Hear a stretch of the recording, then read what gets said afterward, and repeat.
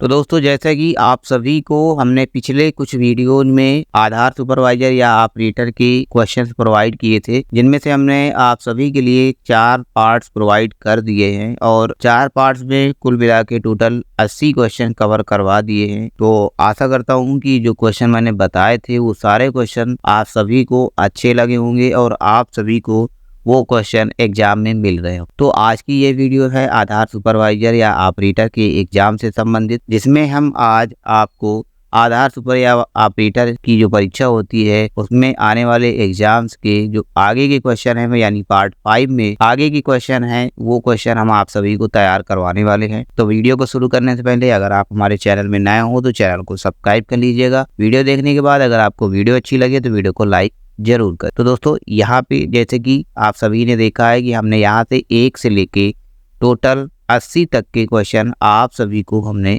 Cover करवा दिए हैं और 80 क्वेश्चन जितने कवर करवाए हैं वो सारे क्वेश्चन आपको एग्जाम में मिल भी रहे। तो अब आज हम आप सभी को जो आगे की श्रृंखला है, यानी 80 के बाद के जो क्वेश्चन स्टार्ट होते हैं वही क्वेश्चन आज हम शुरू करेंगे और आप सभी को उन क्वेश्चनों को तैयार करवाएंगे। तो यहाँ पे दोस्तों हम क्वेश्चन की ओर बढ़ते हैं और शुरू करते हैं ये 81 नंबर का क्वेश्चन। तो यहाँ पे दोस्तों क्वेश्चन है, नामांकन प्रक्रिया के दौरान, यहाँ पे दोस्तों प्रक्रिया लिखा है, ये प्रक्रिया है, के दौरान निवासी ऑपरेटर को अन्य की फोटो पर क्लिक करके मदद कर सकता है। ऑपरेटर को अन्य, ये जो है अन्य व्यक्तियों, यहाँ पे व्यक्तियों होगा, ऑपरेटर को अन्य व्यक्तियों की फोटो पर क्लिक करके मदद कर सकता है। तो अन्य फोटो की क्लिक करके मदद नहीं कर सकता है। ये क्वेश्चन क्या है, गलत है कि ऑपरेटर अगर आप जब भी एनरोलमेंट करेंगे तो जिस व्यक्ति का करेगा उसी की फोटो क्लिक करेगा, ठीक है। तो दूसरे की फोटो क्लिक करके वो मदद नहीं कर सकता है, ठीक है। नेक्स्ट क्वेश्चन है दोस्तों, एक निवासी को अपने नामांकन जानकारी देने के लिए आधार नामांकन केंद्र में शारीरिक रूप से मौजूद होना चाहिए। तो शारीरिक रूप से मौजूद होना अनिवार्य है, क्योंकि जब भी आप नामांकन करेंगे किसी भी व्यक्ति का तो उसका बायोमेट्रिक होना अनिवार्य है और फोटो भी अपडेट होती है। तो नामांकन करने के लिए व्यक्ति को मौजूद होना जरूरी है ऑपरेटर के समक्ष, ठीक है। तो यहाँ पे ये ऑप्शन क्या होगा, सही होगा। अगला क्वेश्चन है गांव के मामले में पता सेक्शन होना चाहिए। गांव के मामले में पता सेक्शन होना चाहिए, क्या होना चाहिए, गांव होना चाहिए, ब्लॉक और शहर होना चाहिए, राज्य और पिन कोड होना चाहिए, उपरोक्त सभी। तो जब गांव के मामले में है तो गांव का नाम भी होना चाहिए, ब्लॉक या शहर का नाम भी होना चाहिए, राज्य किस राज्य से हैं या उसका पिन कोड भी होना चाहिए। यानी कुल मिला के ये सारी डिटेल गांव के मामले में पता सेक्शन पर होना अनिवार्य। तो ऑप्शन क्या है, उपरोक्त सभी, ये सही होगा। उपरोक्त सभी इस क्वेश्चन का सही आंसर होगा। अब नेक्स्ट क्वेश्चन है दोस्तों, शहर के मामले में पता सेक्शन होना चाहिए। अब इसी तरह का क्वेश्चन आ गया कि शहर के मामले में क्या क्या होना चाहिए। तो शहर के मामले में मकान नंबर होना चाहिए, कॉलोनी या स्थान होना चाहिए, या क्षेत्र होना चाहिए, शहर, राज्य, पिन कोड ये होना चाहिए। तो आप सभी ने जैसे वो क्वेश्चन में बताया उपरोक्त सभी, उसी तरह उपरोक्त सभी इसका भी होगा, क्योंकि गांव का हो या शहर का हो तो वहाँ जो भी होता है मेन चीज, जैसे गांव में है गांव का नाम, शहर का नाम, गांव का नाम, राज्य का नाम, स्टेट, पिन कोड ये देना होगा। इसी तरह शहर का नाम है तो शहर का नाम देना, क्षेत्र, शहर, मकान संख्या, राज्य, पिन कोड ये सब चीजें देना होगा। तो यहाँ पे उपरोक्त सभी वाला जो ऑप्शन है वो सही होगा, उपरोक्त सभी का, ठीक है। अब नेक्स्ट का आंसर है, सॉरी क्वेश्चन है, यदि पता अनुसार में पिन कोड नहीं है, यदि पता अनुसार में पिन कोड नहीं है तो आपको जिस त्रुटि को चिन्हित करना चाहिए वह अपूर्ण पता है। तो अगर पिन कोड नहीं है तो आप हो सकता है एरिया न ढूंढ पाए या पोस्ट न ढूंढ पाए, ठीक है। तो पिन कोड बहुत जरूरी होता है, इसलिए ये ऑप्शन क्या होगा, सही होगा कि यदि पता अनुसार में पिन कोड नहीं है तो आपको जिस त्रुटि को चिन्हित करना चाहिए वह अपूर्ण पता, ये एक प्रकार से अपूर्ण पते की त्रुटि में आ जाता है, ठीक है। नेक्स्ट है, पता खंड में रिश्ते में मेल नहीं पर निम्न में से किन त्रुटियों को चिन्हित किया जाना चाहिए। रिश्ते में मेल नहीं, यानी रिश्ता इनका मेल नहीं खाता। तो ऑप्शन है गलत पता, संभव रिश्ता बेमेल, गलत जानकारी, अधूरा पता। तो यहाँ पे लिखा है पता खंड में रिश्ते में मेल नहीं, पर रिश्ते में मेल नहीं, तो यहाँ पे ऑप्शन होगा संभव रिश्ते बेमेल, संभव रिश्ता बेमेल। तो रिश्ता बेमेल है, यानी रिश्ते में मेल नहीं है, तो आपका आंसर क्या होगा, रिश्ता बेमेल, संभव रिश्ता बेमेल। अब इसी तरह नेक्स्ट क्वेश्चन है दोस्तों कि यदि फोटो 8 साल के लड़के का है और पता अनुभाग में पुत्री श्री दिखाता है तो यह किस प्रकार की त्रुटि। अब यहाँ पे 8 साल के लड़के का है और जब पता लिखा है वहाँ पे पुत्री लिखा है, ये यानी पुत्र की जगह में पुत्री लिखा है, तो कह रहा है ये किस प्रकार की त्रुटि है।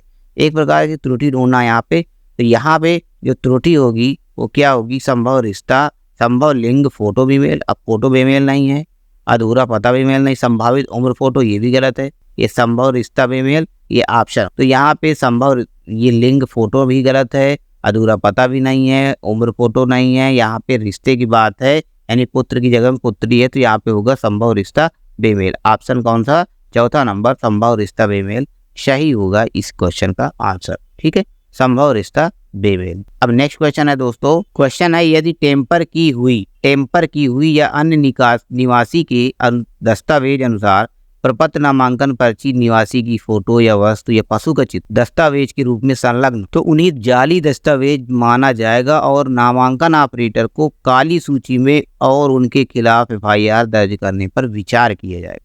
कभी कभी क्या होता है कि यहाँ पे जाली आधार लगा दे या गलत आधार लगा दे या फोटो की जगह कोई वस्तु या पशु का चित्र या दस्तावेज लगा दे, तो ऐसे मामले में कह रहे हैं कि जो ऑपरेटर उसके खिलाफ कार्रवाई होगी और उसको जो है एफआईआर भी कर दी जाएगी और उसको काली सूची में डाल दिया जाएगा, यानी ब्लैक लिस्ट कर दिया जाता है, ब्लैक लिस्टेड। तो ये ऑप्शन क्या होगा, सही होगा। ऐसा यूआईडीआई की तरफ से किया जाता है। अगर आप गलत कार्य करते हैं, गलत डाटा फीड करते हैं, तो आपको ब्लैक लिस्टेड कर दिया जाएगा और आपके ऊपर कानूनी कार्रवाई यानी एफआईआर भी कर दी जाती है, जिससे आपको जुर्माना देना पड़ता है। ठीक है, तो यहाँ पे सही ऑप्शन। अब नेक्स्ट है, यदि दस्तावेज अपलोड नहीं है, दस्तावेज रिक्त, तो नामांकन ऑपरेटर को काली सूची में डालने और उसके खिलाफ एफआईआर पर विचार किया जाए। ये भी आपका क्या है कि अगर आप नियम के विरुद्ध कार्य कर रहे हैं तो आपको ब्लैक लिस्टेड कर दिया जाएगा और आपके खिलाफ एफआईआर दर्ज कर दिया जाएगा। तो यहाँ पे सही है, सही ऑप्शन। ठीक है, तो यहाँ पे सही ऑप्शन रहेगा, क्योंकि अगर गलत कार्य करेगा ऑपरेटर या सुपरवाइजर तो उनके खिलाफ कानूनी कार्रवाई या फिर एफआईआर कर दी जाएगी। इसी तरह 90 नंबर का क्वेश्चन है दोस्तों, नामांकन के दिन पर अपलोड किए गए सभी दस्तावेज वैध होने चाहिए और समय सीमा समाप्त या वैध दस्तावेज को स्वीकार करने पर नामांकन ऑपरेटर को काली सूची में डालने और उसके खिलाफ एफआईआर दर्ज करने पर विचार किया जाएगा। तो इस तरह के ज्यादातर जो भी क्वेश्चन आएंगे दोस्तों, क्या है कि अगर आप ऑपरेटर के खिलाफ कानूनी कार्रवाई करने वाले क्वेश्चन है तो सही है, क्योंकि अगर नामांकन के दिन पर अपलोड किए गए सभी दस्तावेज वैध होने चाहिए। अगर समय सीमा समाप्त हो गई है वो दस्तावेज को स्वीकार करने में नामांकन ऑपरेटर को नामांकन ऑपरेटर जब अगर समय सीमा समाप्त हो गई फिर भी उस दस्तावेज को स्वीकार कर लेता है तो उसको ब्लैक लिस्टेड कर दिया जाएगा और उसके खिलाफ एफआईआर दर्ज की जाएगी। ये ऑप्शन क्या होगा, सही होगा। ठीक है, इस तरह के क्वेश्चन भी बहुत सारे आते हैं, आप सभी को एग्जाम में मिलेंगे ब्लैक लिस्टेड वाले, क्योंकि आप कार्य करेंगे तो आपको ये चीज़ें पता होनी चाहिए कि हमें क्या करना है और क्या नहीं करना। ये करने के लिए आप सभी को जानकारी होना बहुत जरूरी। नेक्स्ट क्वेश्चन इसी तरह का है, पहचान प्रमाण के लिए प्रस्तुत दस्तावेज पर निवासी की फोटो और नाम उपलब्ध होना चाहिए। अधिकृत व्यक्ति द्वारा जारी इसी दस्तावेज लगी फोटो पर मोहर लगी चाहिए। दिशा निर्देशों का पालन न करने पर नामांकन ऑपरेटर को काली सूची में डालने और उसके एफआईआर दर्ज करने पर विचार किया जाएगा। तो सेम उसी तरह है जो मैंने बताया है कि अगर ऑपरेटर गलत कार्य करता है, कोई भी नियम के विरुद्ध कार्य करता है, तो उसके खिलाफ कानूनी कार्रवाई हो जाएगी, उसको ब्लैक लिस्टेड कर दिया जाएगा और उसके ऊपर एफआईआर दर्ज करने पर भी विचार किया जाएगा। तो ऑप्शन क्या होगा, सही। इसी तरह नेक्स्ट क्वेश्चन है दोस्तों कि यदि कोई नामांकन ऑपरेटर असाधारण या अपमानजनक भाषा को कैप्चर करता है तो क्या कार्रवाई की जाएगी। जी, अगर कोई ऑपरेटर असाधारण या अपमानजनक की भाषा का प्रयोग करता है तो चेतावनी पत्र जारी किए जाएंगे, ऑपरेटर आईडी 72 घंटे के लिए अवरुद्ध हो जाएगी या ऑपरेटर प्रशिक्षण के लिए भेजा जाएगा, या प्रतिवर्ष 1000 रुपए की रकम और 1 महीने में 1 या 1 से अधिक मामलों के लिए 1 साल और 5 से अधिक मामलों के लिए निलंबन 5 साल और एफआईआर के लिए निलंबन दायर किया जाएगा, या प्रतिवर्ष 1000 रुपए की रकम और 1 महीने में उससे अधिक मामले में। ये हो गया ऑप्शन आपका। ठीक है, तो ये चौथे ऑप्शन आपका क्या रहेगा कि अगर ऐसी कार्रवाई करता है, गलत अभद्र भाषा का प्रयोग करता है, तो उसको प्रतिवर्ष 1000 रुपए की रकम लगेगी और 1 महीने में या उससे अधिक अगर मामलों में तो उससे 1 साल और 5 से अधिक मामलों के निलंबन में 5 साल एफआईआर के लिए, या 5 साल निलंबन का मतलब ब्लैक लिस्ट कर दिया जाएगा, 5 साल के लिए कार्य नहीं कर पाएगा और एफआईआर के लिए भी विचार किया जाएगा। यही ऑप्शन आपका सही हो। नेक्स्ट क्वेश्चन है, ऑपरेटर को 1 वर्ष के लिए ब्लैक लिस्टिंग करने और FIR दर्ज कैसे कर। अब 1 साल के लिए ब्लैक लिस्टेड बहुत सारे ऑपरेटर हो जाते हैं अगर वो गलत कार्य करते हैं, जैसे निवासी फोटो के स्थान पर भगवान की फोटो कैप्चर कर देगा, या उम्र फोटो मिस करना, या खराब गुणवत्ता फोटो, या अधूरा फोटो।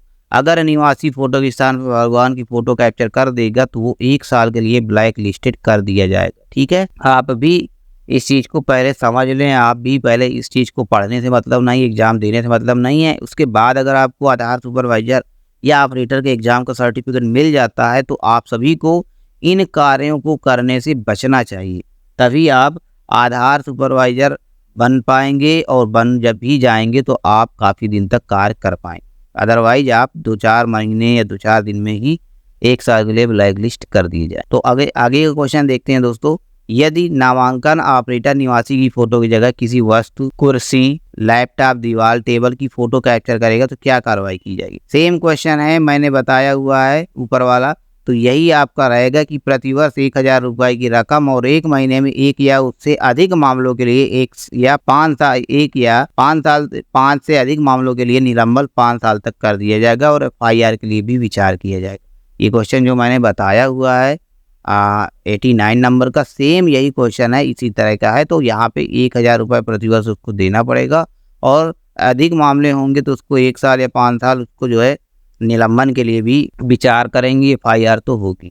ठीक है, नेक्स्ट क्वेश्चन है इसी तरह का नेक्स्ट क्वेश्चन दोस्तों ये है कि यदि नामांकन ऑपरेटर निवासी की फोटो की जगह किसी पशु की फोटो कैप्चर करेगा तो क्या कार्रवाई। ये भी सेम है, सेम आंसर, क्वेश्चन थोड़ा सा चेंज है। सेम आंसर रहेगा कि प्रतिवर्ष 1000 रुपये की रकम और 1 महीने में 1 या उससे अधिक मामलों के लिए 1 साल और 5 से अधिक मामलों के लिए निलंबन 5 साल। 1 मामला अगर कर देगा तो 1 साल, अगर 1 से अधिक कर देगा तो 5 साल के लिए वो ब्लैक लिस्टेड कर दिया जाएगा, और FIR भी उसके ऊपर हो जाएगी। ठीक है, नेक्स्ट क्वेश्चन है दोस्तों, यदि नामांकन ऑपरेटर निवासी की फोटो की जगह किसी की फोटो कैप्चर करेगा तो क्या कार्रवाई की जाएगी। ये भी सेम क्वेश्चन है, सेम ऑप्शन, सेम आंसर रहेगा। प्रतिवर्ष 1000 रुपये की रकम और 1 महीने में 1 या उससे अधिक मामलों के लिए 1 साल और 5 से अधिक मामलों के लिए निलंबन 5 साल और FIR के लिए दायर किया जाएगा। तो ऐसे मामलों से बच के रहिए, और ऐसे क्वेश्चन आपको बहुत सारे पूछे जाएंगे। इसी तरह 97 नंबर का क्वेश्चन भी यही है कि बायोमेट्रिक अपवाद नामांकन के दौरान नामांकन ऑपरेटर अपवाद फोटो में एक अलग व्यक्ति की फोटो को दर्शाता है तो क्या कार्रवाई की जाएगी। तो सेम आंसर है कि प्रतिवर्ष 1000 रुपये की रकम और 1 महीने में 1 या उससे अधिक मामलों के लिए 1 साल और 5 से अधिक मामलों के लिए 5 साल निलंबन और FIR के लिए निलंबन दायर किया जाएगा। तो ऐसे अगर मामले रहेंगे, अगर आप कार्य करते हैं तो आपको 1000 रुपये की रकम 1 महीने में, और 1 से अधिक मामले या 5 से अधिक मामले होने पर आपको 5 साल के लिए ब्लैक लिस्टेड भी कर दिया जाएगा। आप बैठ जाएंगे घर में 1 साल या 5 साल के लिए आप कार्य नहीं कर पाएंगे। ठीक है, अब दोस्तों यहाँ पे आगे जो क्वेश्चन है, यहाँ पे 97 है, अब यहाँ पे 100 क्वेश्चन आ गया, सॉरी दोस्तों। तो यहाँ पे 98 नंबर का क्वेश्चन होना चाहिए, लेकिन चलिए। तो यहाँ पे अगला क्वेश्चन है, एस्केलेशन मैट्रिक्स में संचालक या पर्यवेक्षक के नाम और संपर्क संख्या का उल्लेख जाना चाहिए। तो अगर एस्केलेशन मैट्रिक्स में संचालक या पर्यवेक्षक के नाम और संपर्क संख्या का उल्लेख जाना चाहिए तो जो सुपरवाइजर होते हैं या ऑपरेटर होते हैं उनका तो नाम जाना ही चाहिए। तो ये ऑप्शन क्या होगा, सच होगा।